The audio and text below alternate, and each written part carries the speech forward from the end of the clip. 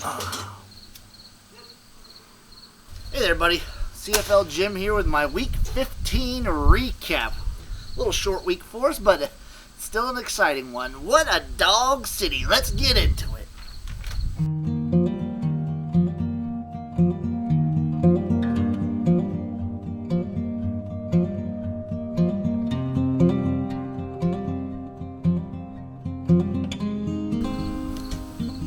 Starting off, we have game number 1, the Edmonton Elks taking on the Saskatchewan Roughriders, with the Elks winning 26-24.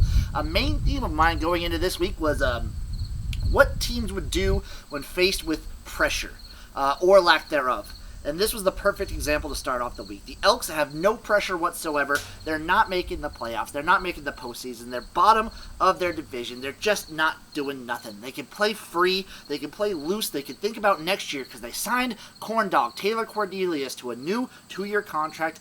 He's looking fantastic. The Elks are playing loose. It's like they just did a class of hot yoga. They're feeling sexy. Meanwhile, the Roughriders still playing for a playoff spot potentially, especially with BC out a quarterback, out Nathan Rourke. The way BC's looked these last couple weeks, the Roughriders see hope in their eyes, and then they crumble. Maybe the worst offensive line in the entire league. These Roughriders are deplorable, is the perfect word for it. Cody Fajardo didn't even play bad. The offensive line is just terrible, and this Elks team is just good. And they have stones. They got that dog in them. Taylor Cornelius, the kicker, my man, Sergio Castillo, just laying it on the line. I love this Elks team. I love them down the stretch. They're going to be a covering machine. I just feel it for you degenerates out there who gamble like myself. This game was amazing. It was fun. It was exciting. There was just storylines going every which way. And I don't know. I'm just happy for the Elks. As a Riders fan, it hurts. As someone who supports Cody Fajardo, it hurts. But dang it, this was a fun game. I loved it. Good on you, Elks. Takeaways for each team. For the Elks themselves, just keep having fun with it. You guys are exciting. Taylor Cornelius is going to take you places. And your other guys are improving. You have all these injuries. They haven't had my man Kenny Lawler. They haven't had Kenny Lawler for like 3 weeks, and they're doing this. Good on you, Elks. Good on you, Edmonton. For the Riders, you're just bad. I don't do something about this offensive line. Your defense couldn't even stop the Elks. It's not a bad thing. The Elks are a good offense, but do something about this O-line. The Elks do not have a defense. They do not have a great defense, and your offensive line got embarrassed. Embarrassed. Here's the number of times Cody Fajardo got sacked. Right here. Right here. Look at that. Disgusting.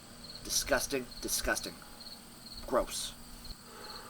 Game number 2, we had the Winnipeg Blue Bombers taking on the Hamilton Tigercats, with the Tigercats winning 48-31. Wow, Dane Evans heard me talking some shit, and he was just like, no, that Jim guy, that CFL Jim, fuck him. I'm going to come out and I'm going to ball out of control. My man, he went 25 for 32, 322 yards, and 5 touchdowns. He had as many touchdowns as XFL Jim had orders of wings at Applebee's last week. The Ticats spread it out. Their defense looked good. The Bombers didn't even look bad. Like, they came back, like, I don't know. The Ticats went up early. The Bombers clawed their way back. I don't know what's happened to this Bombers defense. This backfield just got embarrassed here in this game. But the Bombers are still a good team. They didn't play terrible. The Ticats are just good. Maybe they're rounding into form. They are thriving under the pressure. This is the team I thought was going to crumble the most, and they're thriving under this pressure. Maybe that's what we need to do for the Tigercats. Maybe that's what we need to do in Hamilton. All you Hamilton fans, just put all the pressure in the world on this Ticats team, and they'll turn them into a diamond. All that pressure just compresses them, and just boom, a beautiful Tigercat diamond right here. It's glorious. I'm gonna kiss it. Mwah, mwah, mwah, mwah.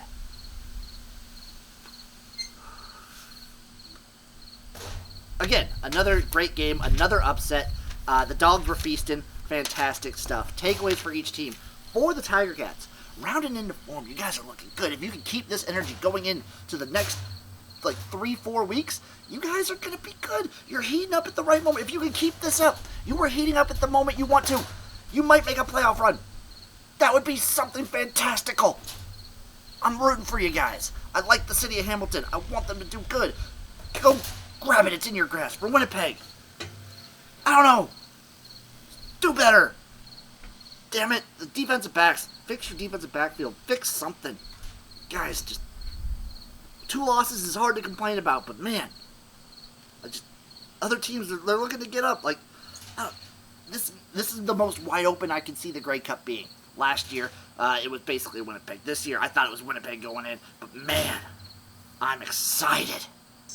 Our third and final game, it was the BC Lions versus the Calgary Stampeders, with BC, the Lions, winning 31-29.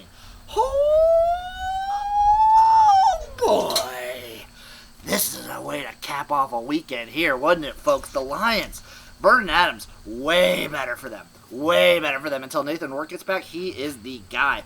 The offense looked much improved from the last 2 weeks, and James Butler, spoiler alert, still really, really good. Calgary even played a good game. This was an overtime game. This week was, I just can't get over how good this week was.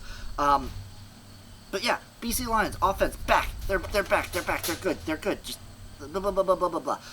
These teams are playing for who's going to get home field advantage in the first round of the playoffs, and BC, they want to keep that alive. Another team that thrived under the pressure, the Lions, thriving under pressure.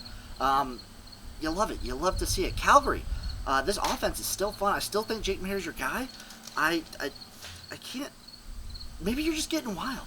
Maybe the Stampeders are just becoming the Argos of the West, where they're just playing in wild games. You never know what to expect week to week. I expect good performances, but the games are they're wild. They're a wild, untamed stallion just roaming the plains. And then all of a sudden a lion comes up and just feasted on them today. Takeaways for each team. For the Lions, Vernon Adams is your guy until Nathan Rourke comes back. You are in good hands. You're in stable hands. I think your spot in the second place of the West is locked up right now. For the Stampeders, you're still really good. This was a coin flip. You could have won this game more often than you lost it. Who knows? Put this one in the rear view. Move on. I can't wait to see these teams in the postseason. I'm loving it right here. Takeaways from the whole week. The week of the dog. There was just hungry dogs. Hungry dogs were just feasting right there. It's like, imagine if you're in a dog fighting organization, allegedly, and you keep your dog hungry, and then all of a sudden you just feed him a steak. That is this game. Edmonton versus Saskatchewan, Winnipeg versus Hamilton, Calgary versus BC. The dogs were just hungry, and they feasted. I'm also excited to see how teams respond to the pressure that is only mounting for for some of these teams. I'm excited to see how the pressure builds going into postseason. And that leads me to the CFL Jim power ranking of the CFL teams in the CFL 1 through 9 CFL teams for the CFL power ranked by me, CFL Jim, ranking the power ranks of the CFL teams, CFL. At number 9, give me the Ottawa Red Blacks. They didn't play this week, but still left a sour taste in my mouth the last time they did play, so they're bottom of the league right now. Number 8, what a fall for them. I believe they started the preseason as my number 2 or number 3 team is the Saskatchewan Roughriders there.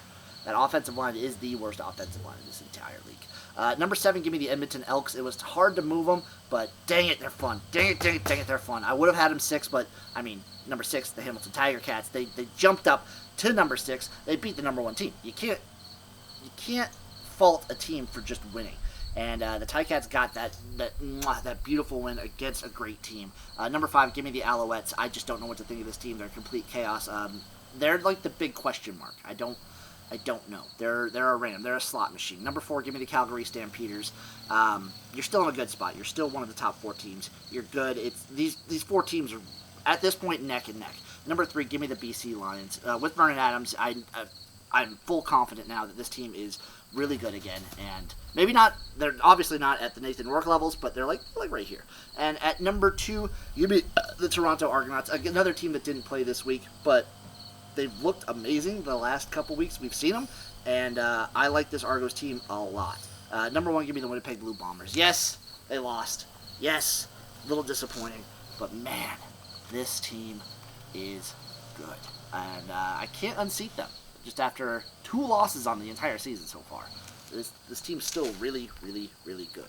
And that'll do it, folks. That is Week 15 of the CFL. We're rounding into form. There's only a couple months left until it's postseason time, folks. I'm here for it. I'm excited. This is middle of the season. I thought this was all set in stone. And then these last couple weeks, everything's been thrown on their head. The East is insane. I still think any team is alive for it. It's wild. It's crazy. Montreal, Hamilton, and Ottawa are all just like they're feeling themselves right now. Ottawa has a little bit of a ways to go, but like they're still alive technically, and it's very exciting for the West though. Every team but Edmonton is feeling it. They can do it, and there's pressure mounting. The Elks are playing loose, and God, it's just an exciting time to be a CFL fan if you ask me. I'm CFL Jim. I'll see you guys next week for my Week 16 recap, another short one. But man, if it's exciting as this one, I don't even care how they can play one game. If it's this exciting or even more so, I'm going to watch it and I'm going to have a poker the entire time. Thank you all for watching. I'll see you guys next week. Oh,